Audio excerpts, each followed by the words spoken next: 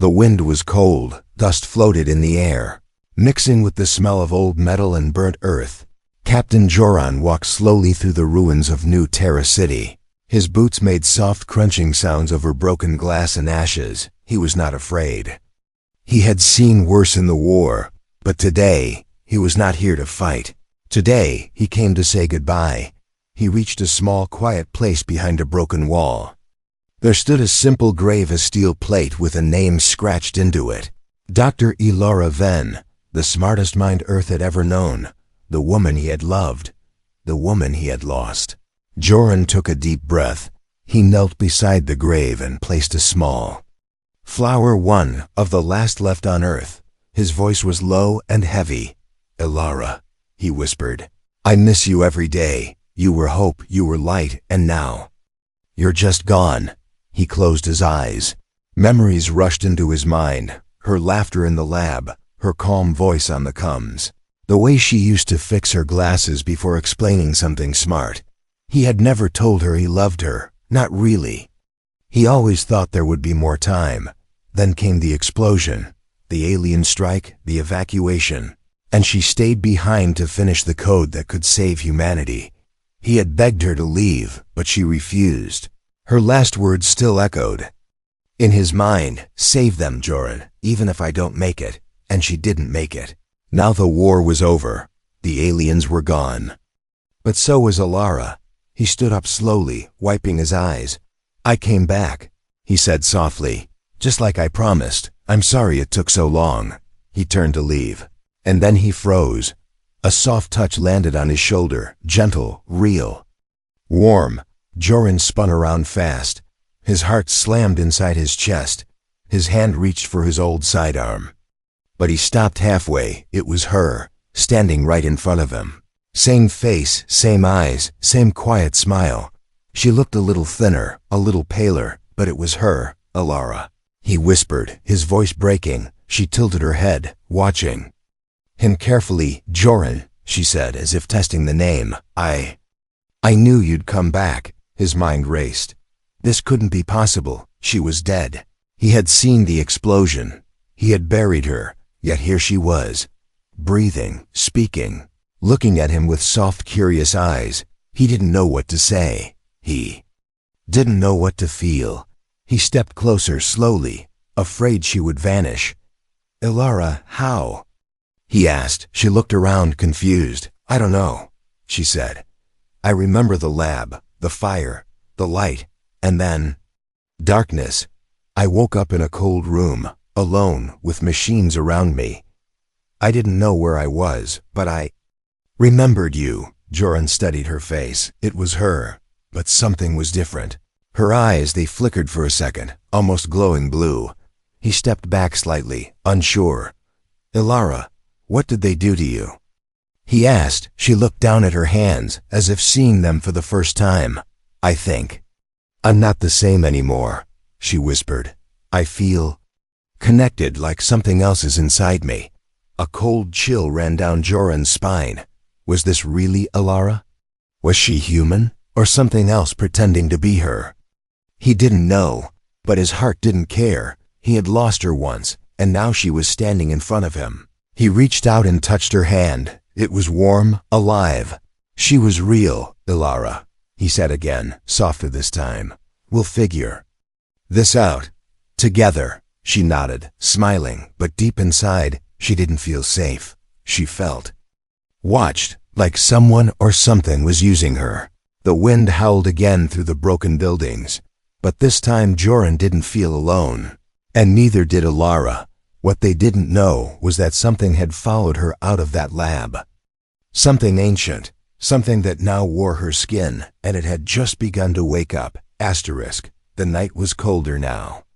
Joran sat across from Elara inside an abandoned bunker, its lights flickering weakly from an old backup generator. The silence between them felt heavier than the air.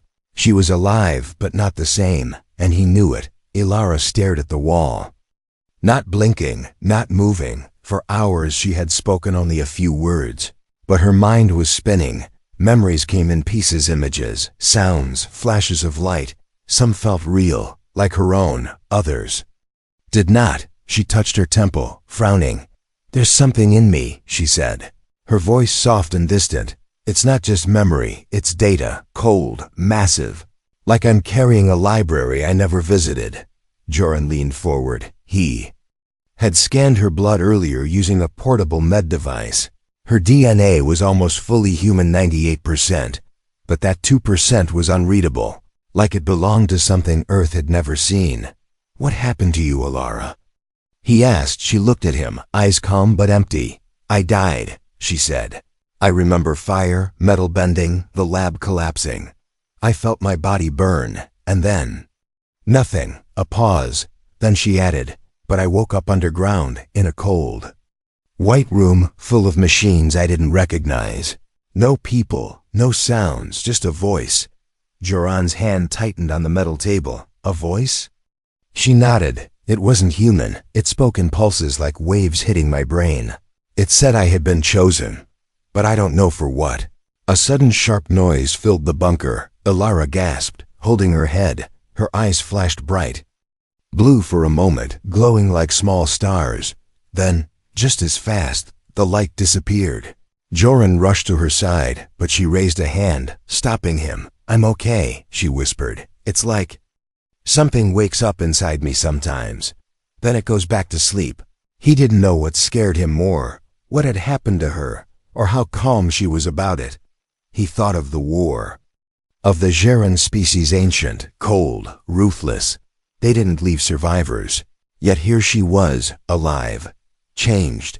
"Alara, we need to find out where you were brought back," he said. She nodded slowly. "I remember a number," she whispered. "A location 601B. I don't know what it means, but it keeps echoing in my mind." Joran stood up, pulled out an old digital map from his pack. He entered the code, and the map zoomed in. A hidden zone beneath old Sector 6. Near the mountains, military restricted, off-grid. Blacklisted even before the invasion. A place that never officially existed, but now it called to them. Alara stood up too, her movement strangely fluid. Her skin looked almost too perfect in the flickering light. He noticed small symbols like faint patterns on the side of her neck. They weren't tattoos. They looked grown. "Are you sure you want to do this?" Joran asked. She smiled, a little sad, a little hopeful. "I have to know," she said. "If I was brought back, then maybe others were too. Or maybe I'm the start of something worse." The bunker doors creaked open as they stepped into the night. The moonlight touched Alara's face, and for a moment it looked almost alien. Joran told himself it was just the shadows, but deep down he felt it. Alara was not fully herself anymore, and whatever brought her back was not done yet. Far away, in the hidden lab beneath Sector 6, machines came alive, red lights blinked, old data stirred, and a single message played in a loop, in a voice that had never been human. Subject: Alara Ven. Activated.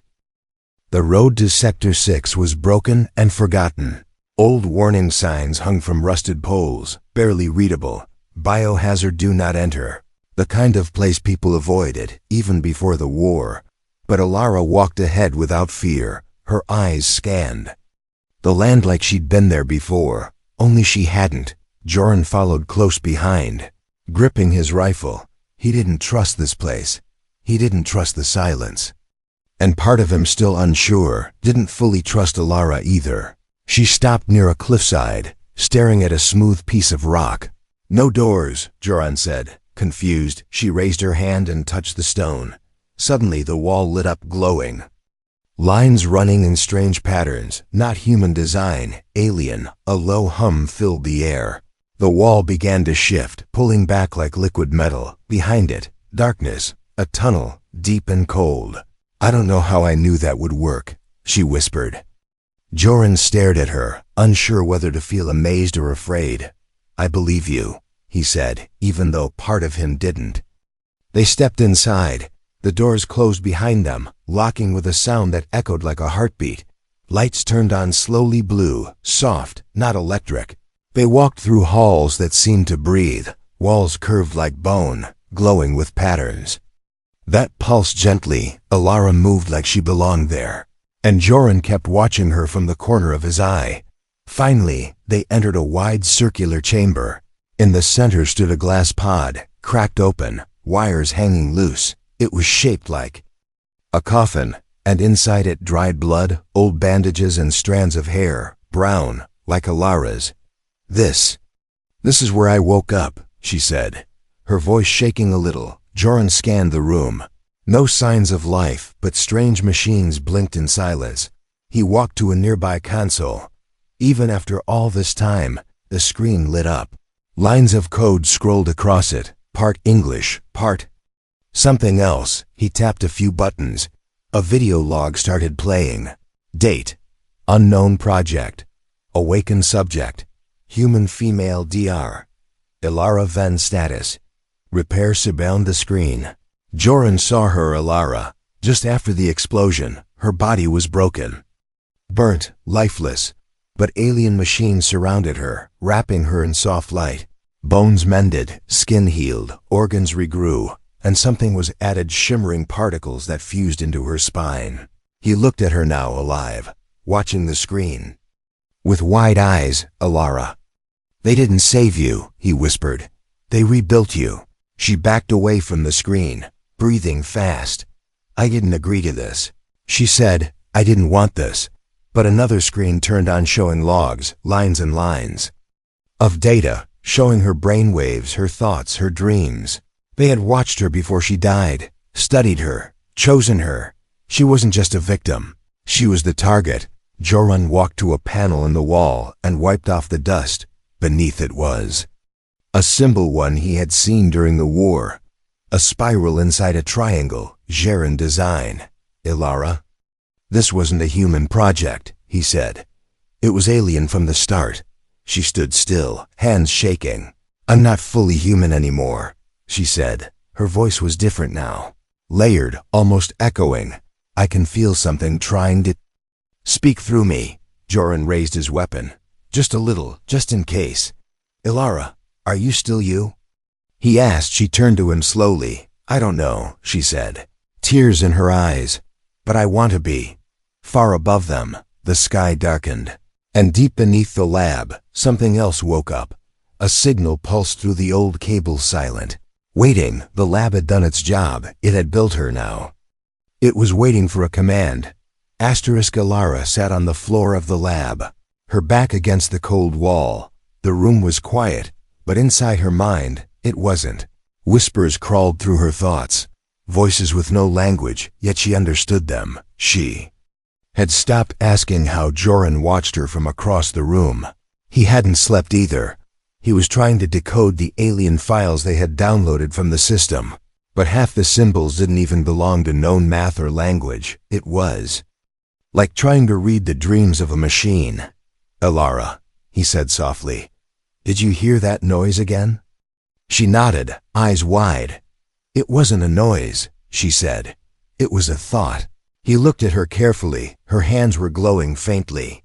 Lines of blue light running under her skin like tiny rivers that had started 3 hours ago then. The floating began, only a few inches off the ground, but enough to make the air tremble. I think I'm becoming something else, she whispered. I feel pulled in 2 directions, one human, one. She couldn't finish the sentence. Maybe she didn't want to. Joran stepped closer. You're still you, he said, but even he wasn't sure anymore. Earlier that day, the ground had shaken when she screamed. Metal cracked, screens exploded, and a piece of ceiling had collapsed. Her powers were growing, and so was the fear. They had found more logs in the system. The project wasn't just about bringing someone back. It was about building a bridge between human and Jaren, between flesh and machine. And Ilara was the first successful bridge. Joran had fought Jaren soldiers during the war. They didn't feel, didn't hesitate, didn't fear. Now, the woman he loved was slowly becoming the perfect version of them, with a human heart. Suddenly, Ilara stood up, her eyes glowing bright blue again. Her voice deepened, layered with something else. They are coming, she said. They felt the signal. What signal? Joran asked. Her body trembled. "The lab is a beacon," she said. "My awakening sent a message." To them, alarms began to ring loud, sharp, unnatural. The air turned heavy. The lights flickered red. Outside, far in the distance, something lit up the night sky. A ripple of lightning moving sideways through the clouds. "They've been waiting," Ilara whispered. "Watching me grow." Joran grabbed his gear. "We need to get out of here," he said, but she didn't move. "I can stop it," she said. "I just need time." "You don't understand what I am yet." Joran looked at her. He didn't see fear in her eyes. He saw a storm. "Then tell me," he said. "Tell me what you are." She paused, then finally said the words she had been trying to avoid. "I'm not just Ilara anymore. I'm the link. If I die, the signal dies." Joran's heart sank. He had come all this way to find her. Now he might have to lose her again. But before he could speak, the ground shook again, and a voice filled the lab, deep, mechanical, and not human. "Subject, Ilara Ven." It said, "Return to origin." The lab began to shift, doors closing, lights dimming. They were being locked inside. Joran raised his weapon, ready for whatever was coming. Ilara looked up, her body now surrounded by a faint glowing field. "I'll hold them off," she said. "But Joran." He looked at her. "What?" "If I lose control," she said, "you have to end me." He shook his head. "I can't do that." "You might have to," she whispered, as the door behind them exploded in sparks, and the room was filled with a rising hum. Joran realized something terrifying. This wasn't just about saving Ilara anymore. This was about saving humanity from whatever she was becoming, and the worst part, she knew it too. Ilara stood in front of the core chamber. Her hands were shaking, but not from fear, from something deeper. Like her body was remembering things her mind didn't understand. The chamber door had just opened by itself. No buttons, no voice commands. It knew she had arrived. Joran stepped beside her, his weapon ready. Behind them, the main lab had collapsed under alien pressure, but the core had survived untouched, clean, untouched by time. He looked at her face. She wasn't blinking. "Ilara," he whispered. She didn't answer. She stepped into the chamber like she was sleepwalking. The door sealed behind them with a soft hiss. Inside, the walls pulsed like a beating heart. Symbols danced across the glass, Joran symbols, glowing, alive. Then the room spoke, not with sound, but inside their minds. A voice like cold wind across metal. "You have returned," it said. Joran froze. Ilara took a step forward. Her eyes turned solid blue, her voice flat. "I remember now," she said. "I was chosen before I died." Joran's mouth went dry. "Chosen by who?" he asked. She turned slowly, her face half lit by alien light. "The Joran," she whispered, "but not to destroy Earth. To replace it." Joran took a step back. "What does that mean?" She closed her eyes, and the room responded. The walls shifted, showing moving images, history, war, stars burning. It was like standing inside a memory. He saw Earth from space, then flashes of the Joran, cold, gray, silent beings. They watched planets rise, then fall. When Earth began to grow in science and thought, they paid attention, not because of fear, but curiosity. "You were different," the voice said. Loud, emotional, chaotic but adaptive. They had seen Ilara's mind during a signal she sent into deep space. Her message was meant for peace, but the Joran saw it as potential. They marked her, watched her, and when she died, they collected her. "You were never just revived," the voice said. "You were rewritten." Joran looked at her, his Ilara. She stood like a stranger now, still human on the outside, but carrying something old inside. "Ilara, we can fight this," he said, but she didn't move. "I don't think I want to," she whispered. "Joran, what if this is who I'm supposed to be?" He stepped closer. "No," he said firmly. "You were supposed to save humanity, not become its replacement." She looked at him then, truly looked. Tears filled her eyes but didn't fall. "You don't understand," she said. "They didn't just change my body, they changed my purpose." The walls showed new images, blueprints, systems, cities not built yet. A future shaped by Alara, not Earth. A world where emotion was optional and logic ruled. Joran's voice broke. Is that the world you want? She looked away. It's not about what I want, she said. It's already starting. Beneath the lab, cables sparked to life, machines booted up. The Joran network was awakening across the planet. Their influence had waited quietly. Now Alara was the final piece, the key to activate it all. Joran lifted his weapon, pointing it at the core's control panel. I'll destroy it, he said. She turned fast. Faster than human speed, you. Can't, she said. It's linked to me. If you destroy it, I die too. He paused, his hands trembling. Alara, you said if you lost control, I have to stop you. Is that now? She didn't answer. The lights flickered. The floor rumbled beneath them, outside. The sky began to darken again. No clouds, no storm, just darkness. She stepped toward him, closer than before. If you believe I'm still me, she said, then help me take control. But if I'm not... She placed his hand over a small device on her chest. Then you know what to do. Joran stared at her. He had waited years to see her again. And now the choice was in his hands. Save her, or save the world. And time was running out. Asterisk. Core chamber was silent. Joran's hand rested on the strange device at Alara's chest. One press, and everything would end. Her glowing eyes stared into his, not with fear, but with surrender. As if she had already accepted her fate, but Joran hadn't. He pulled his hand away. No, he said. There has to be another way. Alara's voice was calm, but hollow. I don't know how long I can keep them out, she said.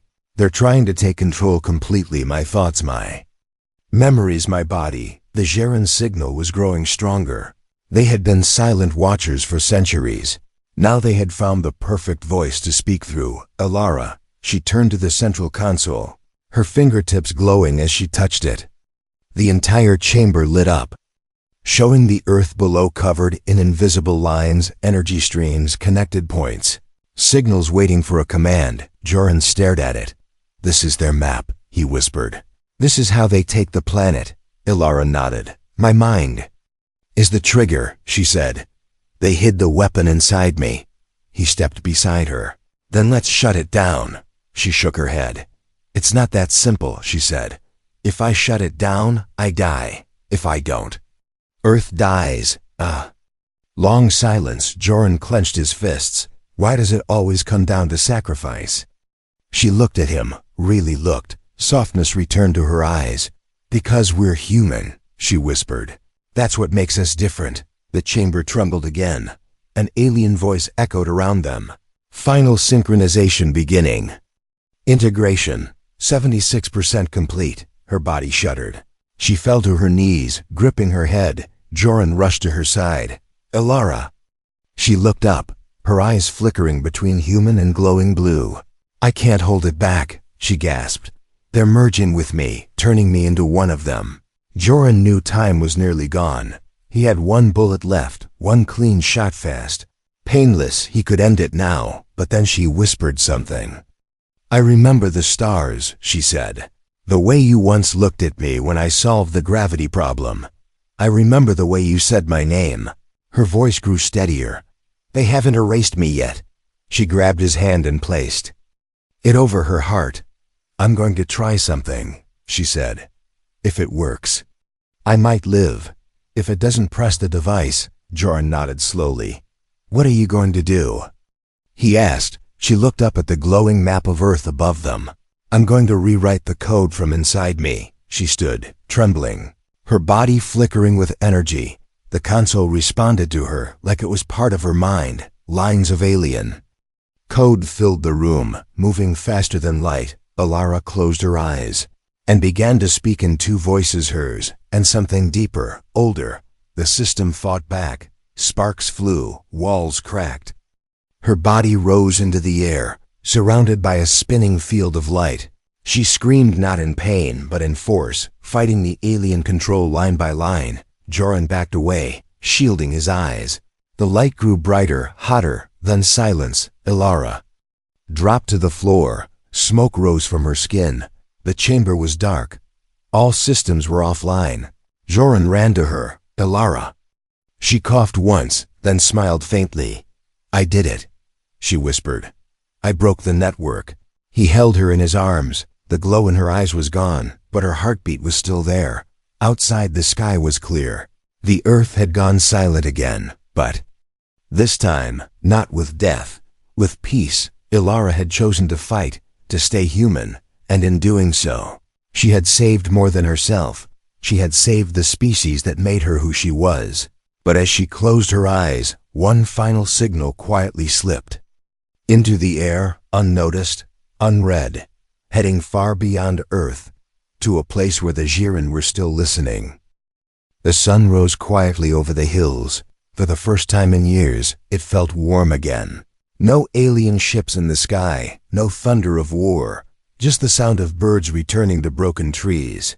Joran stood at the same place he had once stood weeks ago, Ilara's grave, only now there was no flower, no steel plate, just soft grass and silence. He knelt slowly, brushing his hand over the ground. I kept my promise, he whispered. You're free now. Behind him, the wind rustled through tall grass. He thought he heard a voice, soft, distant, almost like her laugh, but he didn't turn. He knew she wasn't really there, not physically, and yet she was everywhere. Ilara hadn't survived the final collapse of the Jiren code. Her body gave out just moments after disabling the system.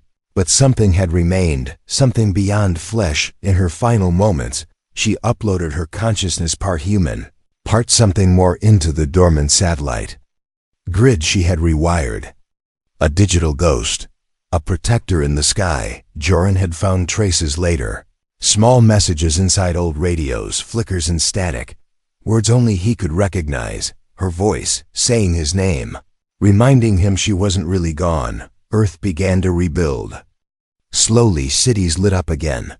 Children ran through the ruins of old buildings, turning them into playgrounds. People stopped looking at the stars with fear. They looked with wonder again. And in orbit, where the sky touched space, one satellite blinked a soft blue light. Every night at the same time. No signal, no noise, just a pulse. Joran watched it often, lying on the roof of an old bunker, one hand behind his head, the other holding a small receiver Ilara had given him. Sometimes it played music, sometimes silence, and sometimes, when the world was quiet, her voice, I miss you too, she'd say. Just that, enough to keep him going, but somewhere far beyond the stars. Something else had seen the final signal, not a weapon, not a threat, but a message. We choose love, it said. Even when we're broken, we choose to stay human. And in the deep cold of space, where the Jiren hive once lived, a light flickered. For the first time in 1,000 years, they didn't prepare to fight. They paused, and they listened, because maybe, just maybe, humanity wasn't something to be erased. Maybe it was something worth becoming.